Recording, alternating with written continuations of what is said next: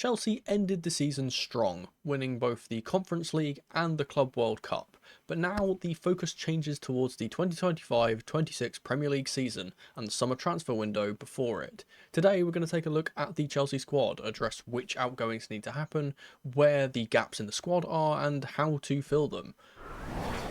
Alright, so the first thing to discuss is the formation, or formations I should say. We usually play a 4-3-3 that changes in-game to a 3 at the back system, or in more recent times the 2-2-4-2 in possession.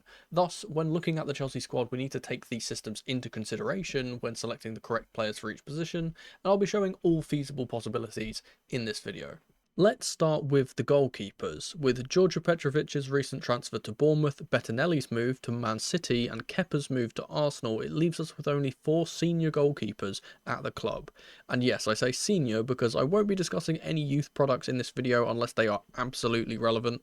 So, in that case, we have Robert Sanchez, Philip Jurgensen, Gargos Slonina and Mike Penders.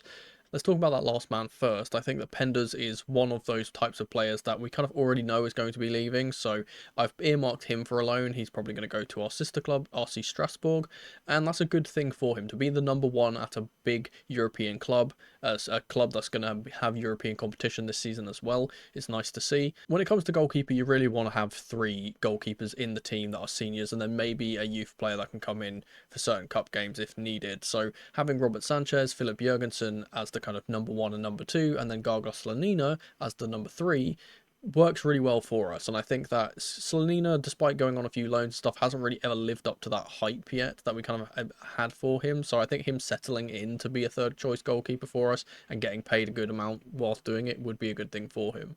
Personally, I do think that this is a position that we can strengthen. I think that there are some options out there for us if we want to sign a brand new kind of number 1 type signing. Diogo Costa is obviously the main one we've been rumoured to be talking about. Mike Maignan has kind of passed that deal. I don't think that's going to happen. That's going to go through. There's Trubin from Benfica, who I think is very good. But the one that kind of sticks out to me as a player that seems obtainable, seems kind of suited to the system, is Gregor Kobel from Dortmund. I think that he's been a very, very consistent player for them ever since he signed. He's got all the attributes for a player that we kind of want to have in our team, a player that can play with the ball at his feet. He can, do those shot-stopping abilities that we kind of know him for. But the one thing that I kind of fear is that he's not really going to live up to kind of what Robert Sanchez has been doing in recent times. Like, Sanchez has been on this run for a very, very long time now, where he's got one of the highest save percentages in the league. He's in the 95th percentile for that. He's obviously improving with his feet. We saw from the Club World Cup final how good his distribution can be when it is kind of allowed to be used. And in general, in the recent months, he kind of seems to have shored up that, those bozo moments. We don't really have that very much anymore. So I think that he probably will be our number 1 next season. I don't think that really is going to matter that much. I think our defence has improved so much that he's not really needing to be relied on as much, which is good. As for Jurgensen, again, I just don't think he's good enough to push for the number 1 spot, honestly, but he's decent enough to be a backup, so I think he can rotate in for the cup games. I don't think he's going to get in for the Champions League games that we have to play this season, but for the 2 domestic cups and, anything else that we have to compete for, I think that he's perfectly okay playing as that second fiddle. But of course, if we do get rid of Gargos Slonina as well as Penders, then I think that we do need to strengthen here, whether that's just buying someone that can be a third choice keeper or buying someone that can be a first choice keeper, i.e. Gregor Kobel, like I spoke about before. That's kind of where I think we need to have in the goalkeeping positions. I think you need to have 3 senior goalkeepers. I think that's perfectly fine. At the moment we have 4, and if only one of Slonina and Penders leaves, then I think we're in good shape there. Now if we come to the formations, we can see that we can put in the goalkeeper here. I'm going to be putting in Robert Sanchez as the starting keeper, so he goes in on all 3. That's the shot stoppers, and if you want to get yourself a keeper or 2 as well, then check out today's video sponsor, Go Goal Shop. Go Goal Shop is the best place for you to reliably get quality, authentic football shirts for much cheaper than regular stores. I was able to get both the Chelsea home and away kits for the season, as well as this classic Didier Drogba shirt from the 2004-05 season as well. The good folks at GGS have also given me a discount code, so you can get an extra 15% off when you use the promo code MONO at checkout. They now have the Club World Cup badges on the shirts as well, I believe, so you can celebrate our win by buying one of those. Every purchase you make helps fund the creation of my content, so if you want to support me further whilst also getting yourself some apparel for less, then get yourself over there using the referral link down in the description or in the pinned comment underneath. Thank you once again to GoGoalShop for sponsoring the channel. Now let's get back to the video. Now we move on to the right back position, and this is an interesting one too. We have 4 current right backs at the time of recording, that being Reece James, Malo Gusto, Josh Achimpong and Alfie Gilchrist. Now that last man is pretty much confirmed to be leaving, likely to go to the Championship. I know that Blackburn have been in for him and he's probably going to go there. He's done pretty well in the Championship last season on his loan. I think that move to that league will be kind of made permanent this season upcoming. Now that leaves us with 3 right backs, and I think for this position, for fullback, you only really need 2 or 3. I don't think you need loads and loads of right backs or anything. And the 3 that we do have are very good because not only are they all very good players in their own right, but they all fulfill different roles as right backs and kind of do different things, and they're all very versatile too. We obviously have our starter, that being Reece James. He's 100% going to start every game at right back if he's fit and able, so he's obviously the main one there. Malo Gusto has had this recent resurgence in this Club World Cup run where he's been doing very well, especially in this kind of new 2-2-4-2 system. He's very kind of used to doing that role of being able to get up high and be more of an attacking threat, and also being able to get back and defend too, not being shoehorned into the middle where he kind of doesn't have as much strengths like Reece James would, for example, like Josh Achimpong would, for example. Josh is an interesting one specifically because I think that he is a player that can play in numerous different positions. He's wise beyond his years when it comes to being able to, you know, perform successfully. Obviously, as a right back, he can play there pretty comfortably. He can play as the right centre back in the 3. He can play as a right centre back in the 4 if we're playing a 4 at the back formation. He can even play at left back and kind of do the inverting thing from left back. He's done that very well. He can invert from right back if we need him to do that. I think he is the perfect player to be that kind of bench full back in a way because he is so versatile and you can put him pretty much anywhere on the pitch and he'll get you a good performance. As I said, for Malo Gusto, I think that he's very much a player that's going to be suited to when we want to play the new kind of formation and play a bit higher with him going wide. With certain rumoured players coming in, I think that that would suit him as that player, which I'll talk about in a little bit when I get to the left side of our defence. When they kind of slot into the left-hand side, he can be the one that goes forward and leave that 3 back. So as I said, I don't think we really needed reinforcement at right back. I think we've got enough cover here, perfectly fine. Even if someone like James gets injured, we've got Gusto, we've got Chempong to come into those positions, so no worries there. Moving into the formations, we're going to kind of put in the players here. Now, I think I'm going to change this slightly just so we can kind of show off what I mean in that kind of example with the 2-2-4-2 and the fact that I'll put Malo Gusto in that formation with James obviously kind of playing in the normal formations that we would be seeing. Now let's move over to the centre-back. So we're going to start talking about the right centre-backs here, but kind of a little bit of the left centre-back too. We'll move on to that afterwards. Now for this position, we have Tosin Adarabioyo, we have Trevor Chalobah, we have Wesley Fofana, we have Mamadou Sarr, Aaron Anselmino and Axel Disasi. Now, I've left Axel Disasi on here because he still is technically a Chelsea player. He needs to be sold and it's looking very likely like he will be. I think about £25 to £30 million sale is kind of being touted there.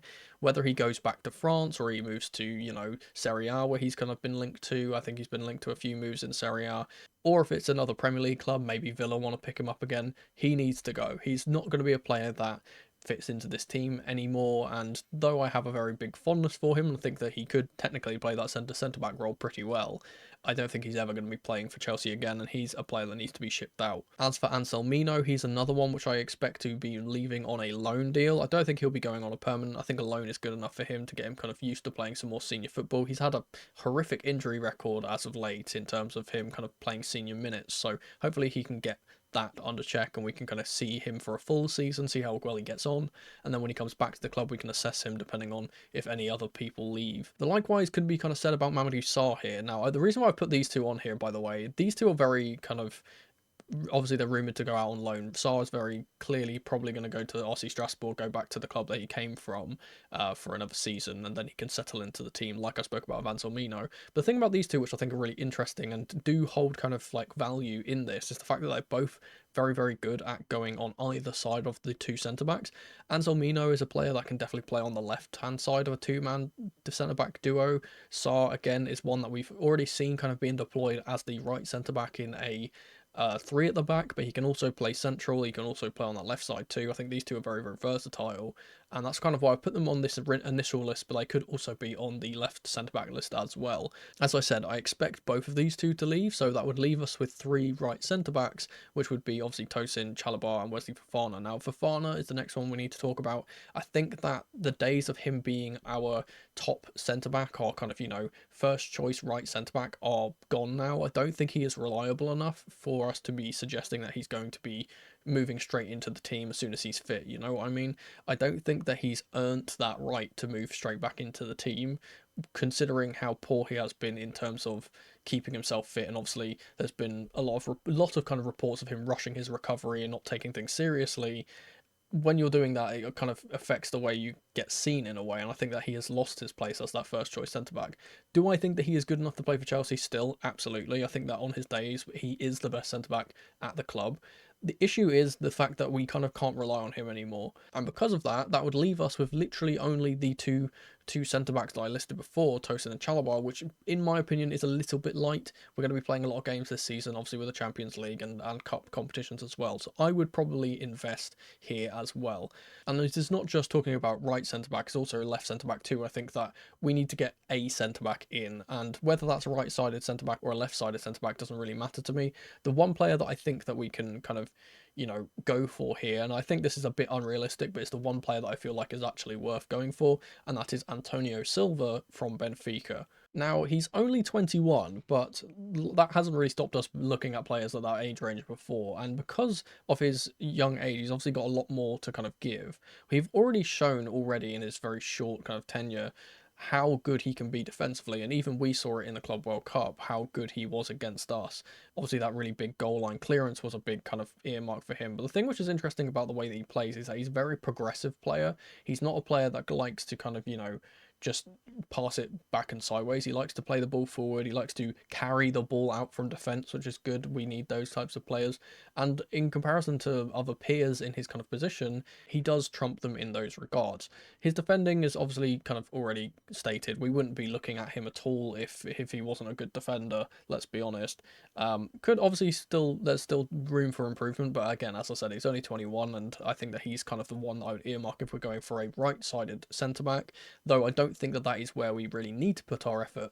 I think where we need to put our effort is in the left centre-backs, and we'll talk about that in a little bit. Now, we'll move on to the formations here. This is kind of how I see the centre-backs forming up that right centre-back. This is like the three options that I think that we'll kind of see if we move into any of these formations. Now, let's talk about left centre-backs, because I think that this one is more interesting than the one we need to focus on a little bit more. Because we have, in this position, Levi Colwill, Benoit Badiashile, Renato Vega, Anselmino and Sarr again, as I spoke about before. Anselmino and Sarr, we've already mentioned them. They can play on this side too, so I listed them here. But for the most part, we have Colwill, Badiashile and Vega. Now, Vega is, again, clearly going to be leaving, like I spoke about with Axel Disasi. He clearly is never going to get into this team. Despite me thinking he's good enough to play in this team, I don't think that he particularly wants to, and the way he kind of forced himself out in the last window was not very good, and we don't really want those types of players in our team anyway. That leaves us with Colwill, who is our current left centre-back and obviously first choice, and Badiashile, who is currently injured, and we don't know how long that's going to be for. Now, that could be a really big issue if we were to get more injuries, and in general, even if Badiashile wasn't currently injured, if one of those two were to get injured during the season, that would spell a bit of trouble, especially with the amount of games we've got to play. So I think that this is a position that we really do need to strengthen. I've got a couple of names here that I would suggest looking at for this position. The one that I would be focusing on more though, and this is the one that I would personally like to see come to the bridge at some point, is Bayer Leverkusen's Piero Hincapié. Now, he is a player that is the perfect kind of mould for what we want from this position. he's a player that can play not only as a centre back but also as a left back. So he's kind of that perfect hybrid, like we've been speaking about with other signings like this that are kind of rumored to be coming in, or again, like with Vega when he first came in, he was really rumored to be kind of a mixture of the two. Obviously, that didn't really work out, and he kind of moved to centre back in the end and didn't really want to play as that versatile player, despite it being one of his selling points. But Hincapié is one of those that is exactly that. He is phenomenal at kind of going forward for a centre back, let's say. He's very, very good, obviously, playing as a fullback too, so he's got that versatility that would offer cover for Cucurella, who desperately needs that cover. But in general, his metrics for pretty much everything that it comes to when it comes to being on the ball is very, very good. He's got very good passes attempted, his progressive passes is very high, his carries are very high, he gets a lot of touches in the attacking area for a centre back, but of course that's obviously comparing him when he plays at fullback, so that's a little bit skewed in terms of the data. And his defensive metrics are pretty good too. Now again, as I said, he's very decent at being a player that can, operate as both of those positions if we need him. And I think that versatility is very, very useful for us. The only issue I would suggest for him is the fact that he is quite short. Obviously, being that kind of left back hybrid kind of brings that. He's not the tallest centre back, and we have had aerial issues at the time. So he's a little bit shorter than I would possibly go for, but he's definitely an option for this position if we need one. And as we move into the formations here, this is where I would put the kind of players in those roles. I'm going to be putting Colwill as our starting left centre back, as he has kind of already cemented himself as the starting centre back for this team. Now, if we move to left back, this is the one which is really, really like the most interesting to me, and the one I think that is the biggest kind of problem area in our team is that I'm going to list our left backs here. We have Mark Cucurella, we have Isha Samuel-Smith, we have Caleb Wiley, and we have Ben Chilwell. Now, let's talk about Wiley first, because he's already been loaned to Watford, so that's one kind of off the list, but I thought I'd mention him anyway. Ben Chilwell is a player that absolutely needs to be sold. He's never getting back into this team. He's not good enough to play for this team, and I think that he will move on, get probably a Premier League move to a lower Premier League side that needs experience, or a Championship side that is trying to kind of push for promotion. I think that that's kind of one of the teams that he could probably fit into. And then Isha Samuel-Smith is likely going to Strasbourg on a permanent deal. Now, I assume that that permanent deal will be one that has a buyback clause. I think it's been touted for 8 million at the moment. I think it's probably going to have a buyback clause. I think it's just a way of us kind of using a loophole to get over the loan limitations that we have, because obviously we can't loan all of our players to Strasbourg. You're not allowed to do that, even though we would like to do that. We're not allowed. So I think that this is what this kind of is. I think this is a permanent deal that will kind of be able to have a buyback clause where we can kind of bring him back in a season or two once he's matured. And I think he is the perfect player. Again, we speak about kind of left back, left centre back hybrid players. I think that he's one that can fill in that role too. And I'm actually kind of surprised he wasn't really given a chance to impress in this kind of Club World Cup and be given the opportunity to be that backup to Cucurella. But in that case, that would leave us, with all three of those guys going out, that would leave us with literally only Mark Cucurella as a left back. He's the only one that can play there. Obviously, Achimpong can play there too, but as a strict left-footed left back, he's the only one there. That means that we absolutely need reinforcements here. There is no question about it. This is where we need to be looking for cover. Now, the one that I would like to get, and again, this is just a pipe dream, would be Anthony Robinson, but that's obviously not going to happen. His price tag will be ridiculous, and I don't think that he would probably even want to move here, if I'm being honest. He's been doing so well at Fulham and kind of always a first choice starter in that kind of team. I don't think he'd want to play second fiddle to Cucurella, but the real option here is someone that has been rumoured for so long, and I think it is the kind of player we're going to be eventually kind of ending up on. And I'll probably do a kind of a separate video on him specifically and some of the kind of confirmed signings once they go through. It's Yorel Hato from the Eredivisie. Now, he again is the perfect left back / left centre back cover that we need in that position. And he's another player that, again, like I spoke about with Hincapié, is very, very good at being a progressive player. He's a player that can get up the pitch when he needs to, like a left back, or he can stay back when he wants to play as the kind of centre back. And his passes and his kind of pass completion stats are absolutely insane for a player that is as young as he is. That being said, despite him being very young, obviously he's 19 years old at the moment, he is actually very, very experienced. He's played a lot of first team minutes despite his young age for Ajax already.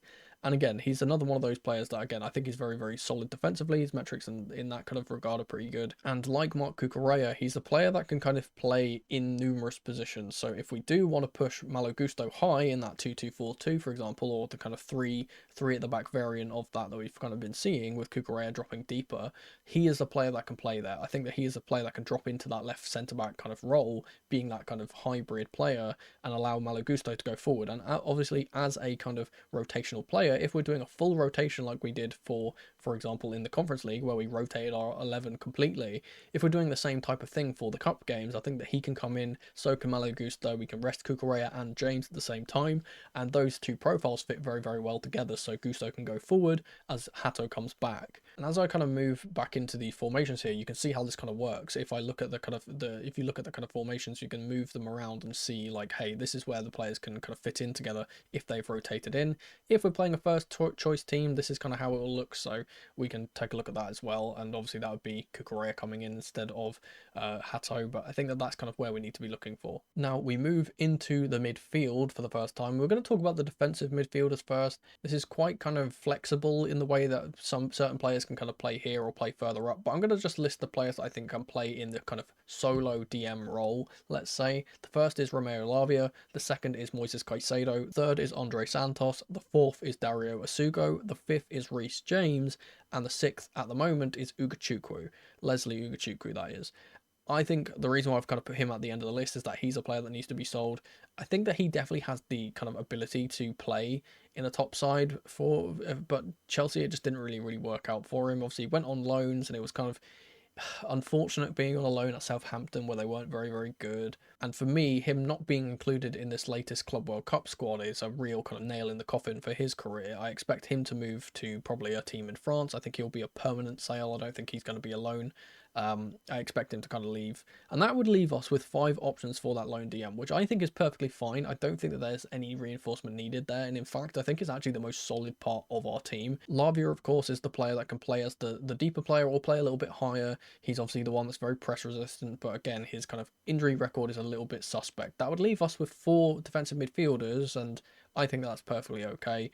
I don't think we need more than that for a position that only really needs 1 player in it, or kind of 2 if we were rotating, so I think that's perfectly fine. Caicedo, of course, we know it's Moises Caicedo. He's going to be our starting DM for the majority of the games that he plays. I don't think that he's kind of going to be utilised in the 8 position that we know he can play, because I think he's so good as this 6 that we can kind of rely on him to play there, and obviously use the other players that are more creative to kind of go forward instead. That being said, let's talk about Andre Santos. I think he's the next one on the list I want to talk about.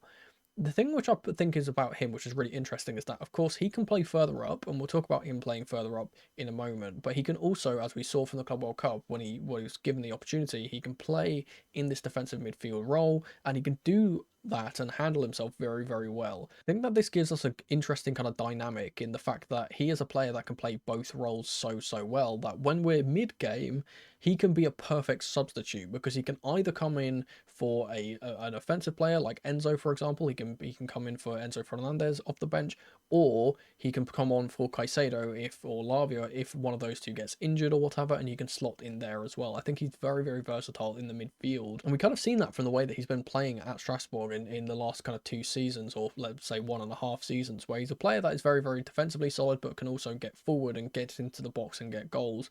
And I think that really suits him, being able to be that, again, that kind of Swiss Army knife type player in that midfield area and just play wherever he's kind of required. I think that really suits him, because unfortunately, despite how good he is, he's not going to be a starter over Enzo, and he's not going to be a starter over Caicedo unless one of those two gets injured or is kind of needed to be rest for a rotational game. I don't think he's going to start. I think he'll get a lot of minutes off the bench. It's kind of what I imagine for the next season. I think he's going to be like the go-to centre mid off the bench, in my opinion. And though I think that Enzo kind of sees him more as a forward-thinking player, I think that that's perfectly fine, because we have another player that can play in this DM role, and that's Dario Asugo. Now, we've already seen him kind of being played here in the Club World Cup recently, and I think he's done a decent enough job. I think with time he'll get better at that. Again, he's very young. He's experienced despite his age, but again, he's very young and has to kind of get used to this system a bit more before he's kind of thrown in the deep end.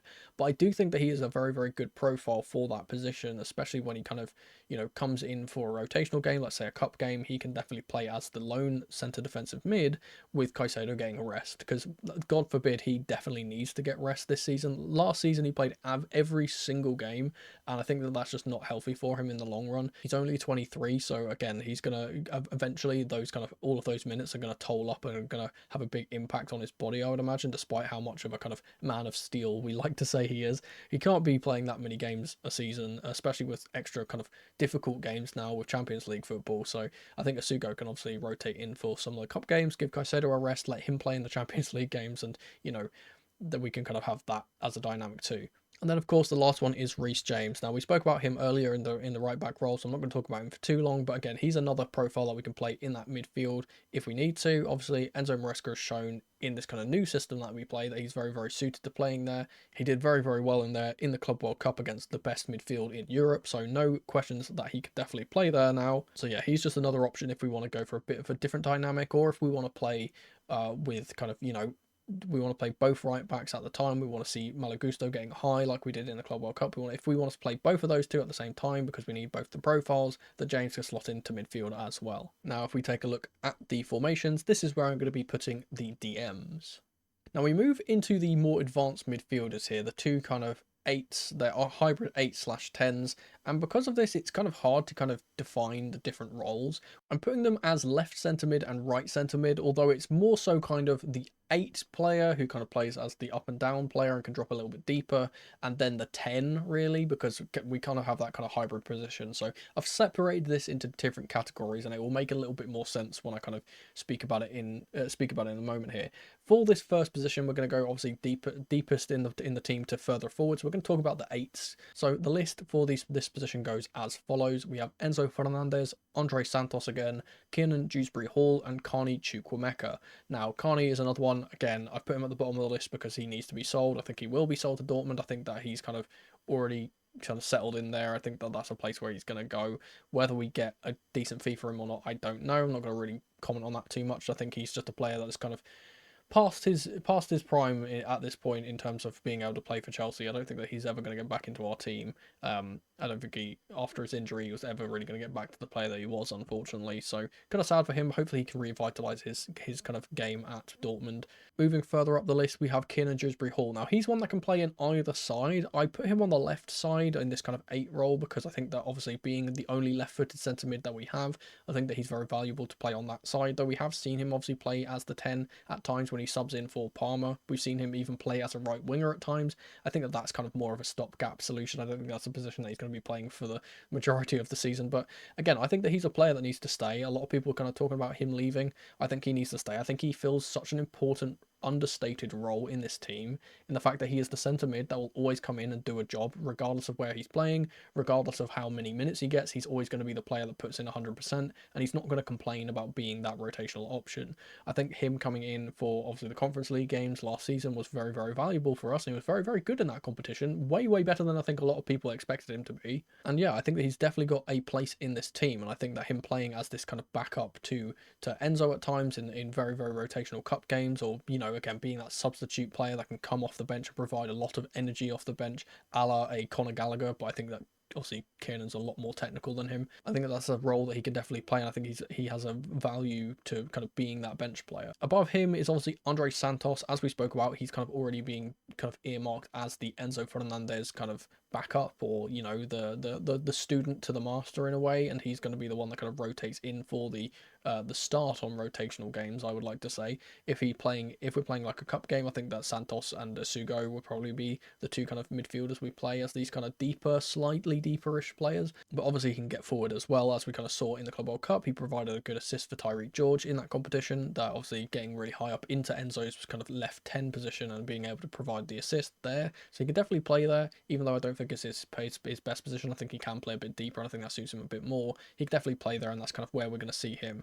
And then, of course, we have Enzo Fernandez, who has been playing here all season. He's been phenomenal all season, being able to box crash, get on the end of things, provide assists. He's been phenomenal from this position. He 100% is going to be the starter next year. He has to play in this left-sided role, in my opinion. Even though we could see him on the right, I don't think it suits him as much. I think he's been very, very good on that left-hand side. And yeah, long may it continue. And again, in the new formation, this is kind of where I expect him to be kind of playing. I'll put in the players here for that left-sided 8 kind of 10 position, but more so kind of the left-sided 8.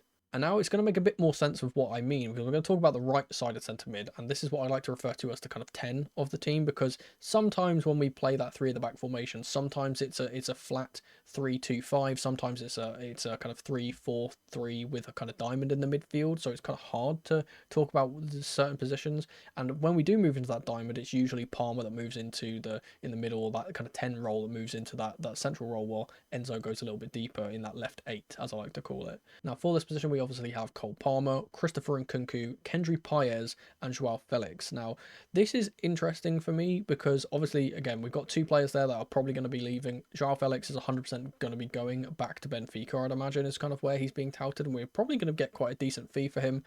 Again, really bizarre decision to bring him back, but I don't think that kind of the directors and the scouts and what have you thought that he was going to be as kind of poor as he was when he came back, and he wasn't going to be able to get into the first team. A little bit of kind of bad squad planning, let's say, but he was never really in Enzo Maresca's plans, and he kind of needs to go. As for Paez, he's going to be loaned to Strasbourg. This has been rumoured for absolute months now. We know he's going there, so that's probably where he's going to go. But again, he's kind of been touted as this understudy to Enzo Fernandez, so maybe he can play there. But I see him more as a kind of 10. He obviously can play off the right-hand side, he can play off the left-hand side, but he's another one of those creative left-footed attackers that can come central. And obviously in recent times, and in his most recent games, he's been playing as that kind of central player, so he can definitely play there and be that 10. Now, Christopher Nkunku is an interesting one. He's next on the list. I think that he has had an absolute revival of his career in the recent run in the Club World Cup, and I think he's really shown his value that he can provide when he plays in a deeper role and isn't shoehorned into striker. Now, we know how good Nkunku can be playing off of a striker or playing as a second striker or playing as a 10. He's been very, very good at that. He's always been that player that we like to refer to as a 9.5. He's not a 9 particularly, but he's not really a 10. He's kind of a mixture of the two. He's been playing in this kind of role recently, and it's been working for him very, very well. Obviously, he's played off the left at times too, and I think that's been less successful for him, but he's definitely got value, and he's been showing why he is a good player. We always knew he is a good player, and he's got the kind of the qualities about him. It's just never really lived up to it because he was constantly having to play as a 9. But now that we've kind of got the extra backup as a 9, he doesn't need to play there. I think that he can play here in this cam role or this central 10 role and be very, very effective. The question is, does he want to stay here, or does he want to play second fiddle to Palmer more specifically, or does he want to leave? Because there has been obviously a lot of rumours about him leaving. If he does leave, we will absolutely need reinforcements, and if he doesn't, I think we probably still need them as well. I think that if Nkunku leaves, there's a few names that are on the kind of list, right? The first one is Morgan Rogers. That one's been talked about a lot.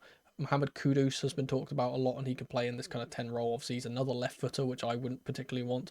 But the main one, and this is the one that's been really, really rumoured recently, and has been rumoured for a long time in truth, but it's really starting to get kind of close here. It feels like the deal probably will be kind of, done in the next few days or two. In fact, by the time this video comes out, he's probably already a Chelsea player, and I don't know.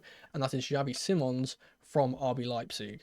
Now, he is another interesting one because he's another one of those players that can play in multiple positions, and I think that he suits us pretty well in the way that he can play as that left-sided winger, which is something that we've obviously needed to get. Obviously, he's a right-footed player this time, not a left-footed player. All the players we seem to go for nowadays are left-footed, but he's a right-footed player. He can play as that winger, or he can play in this central 10 role, and I think that this central 10 role is a place that he could definitely get some play in rotational games, obviously being the backup to Cole Palmer, who usually plays there. But again, he can play on the wing, kind of like Nkunku has been doing in recent times, instead, if we need him to. Like, if you compare him to midfielders, the stats for him are absolutely kind of crazy in terms of, his per 90 metrics for assists and non-penalty goals and shot creating actions, progressive carries, take-ons, touches in the opposing penalty area, progressive passes. They're all absolutely insane. So he's very, very comfortable at being able to, burst through players. The only thing I will say is that his pass completion is a little low, which is a bit worrying in a team that really focuses on that kind of one-touch possession-based football. But I think that once he kind of gets on the ball in the final third, he is going to be a real danger, and that's a player that we could definitely look out for. Again, if he's playing on the wing, his metrics don't look as good in comparison to wingers, but again, that's because wingers are kind of more tasked at taking players on. But against midfielders, and this is the position which I would like to see him play, I think that he'd be very, very, very good there as a kind of, a central 10 that could kind of play a bit more, be a bit more tricky and kind of, get into certain dribbles that players like Cole Palmer, for example, wouldn't particularly take. He's a little bit of a different profile in that regard. And again, he's very versatile, so he can play on either side. He could even play with Palmer if he's playing on the left. And if we did get him in, obviously that would leave us with 3 players for this side. It would leave us with 3 players for the other side too. 6 centre mids, I think, is perfectly fine for a club. I don't think we need any more than that. If Nkunku leaves and he comes in, maybe we need another one, but I'm not too sure there. Maybe we can just give the kind of the rub to another kind of youth player, maybe Reggie Walsh, someone like that. I think that he can definitely come in and be that extra player if we really, really need an extra player, but I don't think it will be that kind of, I don't think it'll ever come to that if we do sell Nkunku and buy in Simons here. But that's kind of how I kind of expect our central kind of midfielders to line up. And if we look at the formations now, this is where I'd put each player in each kind of system. Now we're going to move on to the forward line. Let's start with the wingers. Let's start with the right wingers, and we have 2 players in this position now that Madueke has gone to Arsenal. We have Pedro Neto and we have Estival, and I think that is perfectly okay for this side. I don't think we need any more right wingers than 2. In general, when it comes to wingers, I always say that you need to have 2 for each side, and then 1 player that can play both. So you have 5 wingers altogether in the club in terms of kind of having, you know, two different options for each side, and then 1 who could be that rotational bench player that can kind of come on for either side and be an impact. Now we kind of do have that here. I think Pedro Neto, of course, we've seen how good he's been in the Club World Cup recently. I think that he's really coming into his own and kind of being able to show what he can do. Esteval, of course, is the wonder kid. He's the one we're all expecting to be very, very good. And in fact, if he is good enough in training, I think that he probably will be able to pit Pedro Neto and put him onto the bench. And I think that Pedro Neto is a player that works really well as that kind of bench player for me, because again, he's very, very good at playing both sides. He's obviously phenomenal from the right hand side, cutting onto his left foot and getting shots off, but he's also so pacey that he can just burst down the left hand side and put the ball into the box on his left foot, which is his stronger foot. I think that suits him really well. We're going to kind of mount the wingers into one thing here, because let's talk about the left wingers too. In this left wing position, we obviously have Jamie Gittins, who has just come in. We have Tyreek George, we have Misha Mudryk, and Raheem Sterling. Now, Sterling is a player that obviously needs to be sold. I don't know how we're going to sell him. I have no idea how we're going to sell him, but he needs to be sold or released from his contract or something. Obviously, we have Mudryk, and he's going to be suspended for this season. We're not going to be able to see him, which is very unfortunate, because I'd love to see Misha back. So that leaves us with Jamie Gittins as our kind of, you know, starting left winger, and then Tyreek George as the rotation. And though I like George a lot, I kind of hesitate when it comes to thinking about him being the backup to our main winger in a way. I feel like he's not experienced enough and not kind of hasn't really shown in recent times that kind of quality that he does have yet to justify him being the rotational option for a club as big as Chelsea. I know obviously he's got loads of potential and he is going to fulfill that eventually, but at the moment I feel like it's a bit of a risk having him as the rotational option, and I do think that we will be looking at another left winger to come in. There's a few options that have been rumoured obviously recently. Let's talk about Rodrigo. I think that that's very unlikely. There's Nico Williams. I think that that's impossible. That's never going to happen. Then there's 2 which I think are interesting. The first is Alejandro Garnacho. Now I know that a lot of people are going to have quite a bit of prejudice against Garnacho because of the kind of reported problems with him in terms of his mentality and what have you. I'm kind of skeptical when it comes to that stuff. We've seen in recent times how pretty much every winger that ever goes to United just turns into cottage cheese and cannot play football anymore, and then they leave United and suddenly turn into this great player.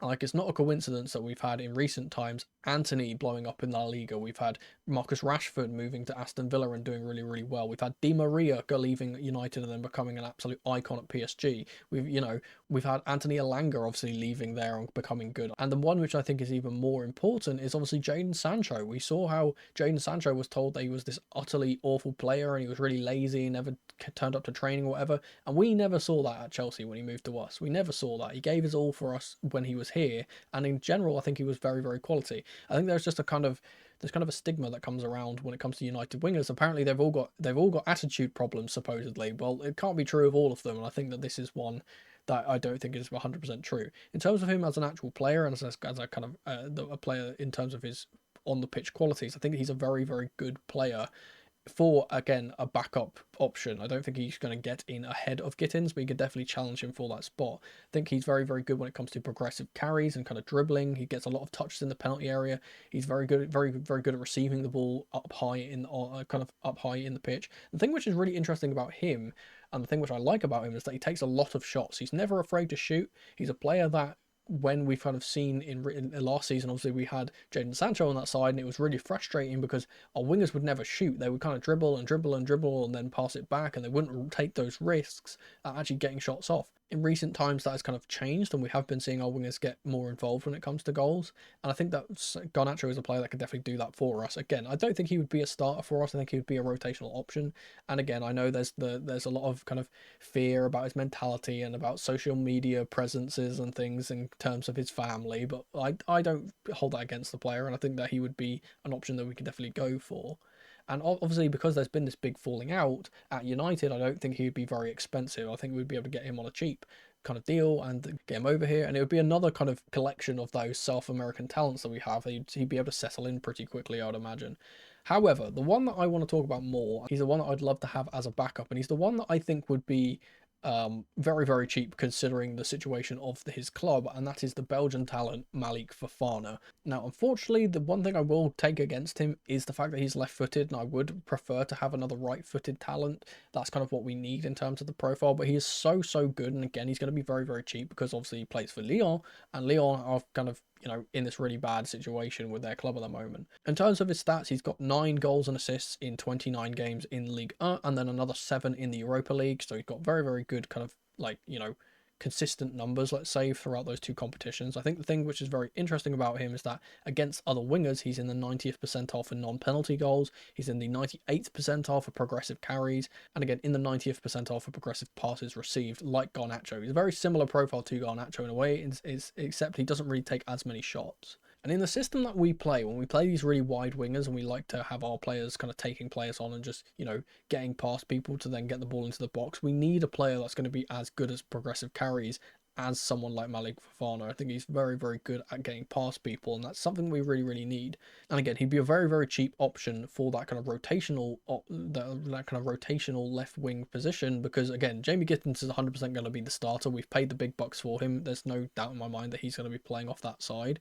So we need someone that can replicate those same kind of qualities, but won't be 100% upset coming to a club that he's going to be playing second fiddle. And so the reason why I kind of put him a little bit before Garnacho, even though he is a left footer, is because I think that Garnacho is a player that would like to go from a big club like Manchester United and be starting for another big club. I don't think he wants to leave and then become second fiddle, whereas Malik Fofana would be coming from a very poor Lyon side and would kind of relish the idea of just playing for a club like Chelsea. Now, as we move into the formations here, we can see how these wingers would fit into each lineup, and I think that this is kind of the strongest 11 we would probably see. Next up, we have strikers, and the strikers that we have are Joao Pedro, Liam Delap, Nicholas Jackson, Mark Guiu, David Datro Fofana, and Armando Broja. Now, those last two absolutely need to be sold. In fact, I'm not even sure if David Datro Fofana is actually a Chelsea player. He's still listed on the website, but I could have sworn that I saw news of him being sold already. But he's the one that needs to go. Obviously, Armando Broja is one that needs to go. Unfortunate for Broja because he's a very good guy, and I actually really liked him when he was playing for Chelsea. Unfortunately, his injuries caught up to him, and he's never really provided that kind of same spark that we first saw from him when he burst onto the scene. And again, he's lost his place here. I think that him getting a permanent move would be good for his career and help him kind of get that confidence to get back into a side full time and be a starting striker somewhere where he can kind of impact things. So if those two go, that leaves us with 4 strikers, and I think that that's perfectly okay. I don't think we'd need any reinforcement here unless Jackson is sold, which I think was quite doubtful, though it has been rumoured, and Guiu goes out on loan, which is a bit more likely. Now, Guiu we expect to go on loan, and that would leave us with the 3 striking options of Joao Pedro, Delap, and Jackson. And I think that that's perfectly fine. I've always said for the way that I like to have strikers, you want to have three strikers. So you want to have your starting striker, you want to have your bench striker that has a different profile, which in this case would be Liam Delap, who's got a slightly different profile to Joao Pedro, and then you want your backup striker who plays very similar to your starting striker. And again, in my opinion, that's Jackson. I think that Joao Pedro and Jackson are very similar in the terms of being able to be that player that can drop deep and pick up the ball and facilitate things for his teammates. But of course, Joao Pedro has just shown in recent times that he's obviously much more of an assured finisher, and I assume that that's what will kind of put him as the starting striker this year. There's obviously the caveat that both Joao Pedro and Jackson can also play off of the left too, so maybe that's a position that one of those two can fill at times if we need them to. But if Jackson is sold, then we will obviously need to replace him with someone, and I think that what would probably happen is that we just use Guiu as that option and not send him out on loan, or kind of, bring in someone who's absolutely like a really big name to kind of go into that striker role, and then it'll push like Delap as the third choice kind of striker. But I don't think that's very likely. And again, most of the good options are kind of already gone or are in the process of kind of being bought. Obviously, Ekitike has gone to Liverpool now. We've got Arsenal into Gyökeres, and obviously there's Sesko, who I don't like. There's a lot of kind of strikers that have been floating around recently and been linked to Chelsea that just eventually kind of been picked up by other people, and I don't think we'd be going in for anyway. I think that this is a good balance, having Joao Pedro, Delap and Jackson as our three strikers. I think that's very, very good, and I think that if Joao Pedro can keep up his form and is consistent throughout this tenure with Chelsea, I think that he's going to be a very, very good player for us, and we'll be able to do a little bit better than Jackson would in this team. And in general, I think that he's going to be a player that gets a bit more goals because of his finishing is a lot more secure. So I think that Joao Pedro would be our starter, Delap would be our bench player, and Jackson would be the kind of third choice striker in that regard, like we kind of saw from the Club World Cup recently. Now we're going to put them into the formation again. Now the starting 11, which I would personally have for next season, would be Sanchez in goal, James, Tosin, Colwill and Cucurella as the back line. I put Tosin in ahead of Chalobah just because he can play in the central role a lot better, and I think that aerially he's much better. He's very, very vital to kind of playing the through balls in the middle. I prefer him there, though Chalobah has been very, very good recently and could definitely justify being in the starting 11. I think the midfield is never going to change. It's been the same that it's always been, with Caicedo as the deepest player, Palmer as the right-sided kind of 10, and Enzo as the 8, though I do think that there will be times where Caicedo will kind of be moved into different positions, maybe right back, maybe pushed a bit further up to accommodate for Andre Santos or Dario Sugo, depending on who comes in. Again, maybe if Xavi Simons comes in, maybe he plays instead of Palmer sometimes in the starting 11. The front three, though, is very interesting because at the moment I've got this earmarked down as Pedro Neto on the right, Joao Pedro in the middle, and Gittins on the left, though this very well could end up being Esteval on the right instead of Neto, depending on how well he plays in training and how kind of impressive he eventually is. And I think that him linking up with his Brazilian teammate in Joao Pedro would be very interesting, and kind of see how well those two can kind of get on. Gittins, of course, being the most senior left winger at the club, I think 100% starts every single game unless we bring in someone for that position, like I mentioned before. And that would also leave us with the bench. And I think the bench is interesting because you're only allowed 9 players on the bench in the Premier League. And I've listed this down as Jurgensen as the goalkeeper. We have Hato, Gusto as the two kind of fullbacks, Chalobah as the centre-back option, we have Asugo, Santos as the two midfield options, we have Esteval, and then it's either Nkunku or Simons, one of those two, and then Delap, and that's the 9 players. That would leave us with Lavia, Kinnan Hall, Badiashile, Jackson, George, Achempong, and Fofana rotating in sometimes, and rotating out sometimes because of injuries and stuff. And I put those guys there because, again, they're the more likely to get injured. But Kieran and Dewsbury Hall is one I think could definitely make the bench as well for certain games.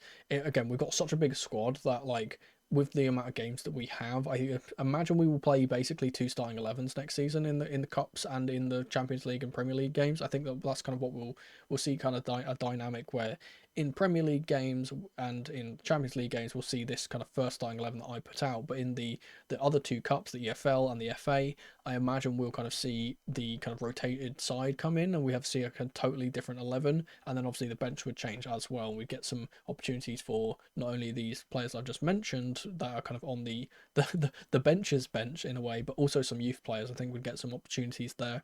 And of course, if we are going to go into a big UCL tie, for example, I think that the Premier League game before it would probably be played by the kind of backup team, depending on, which game we deem more important. If we're in a title race, I think we'll probably prioritise the Premier League, but if we're in, like, you know, the semi-finals or the Champions League, for example, we'll obviously be preparing for that more and be putting our resources towards that game instead. If you have any thoughts on our current squad and the reinforcements that you would sign, leave them down in the comments below. I love to read all of your comments. I'll reply to as many as I can.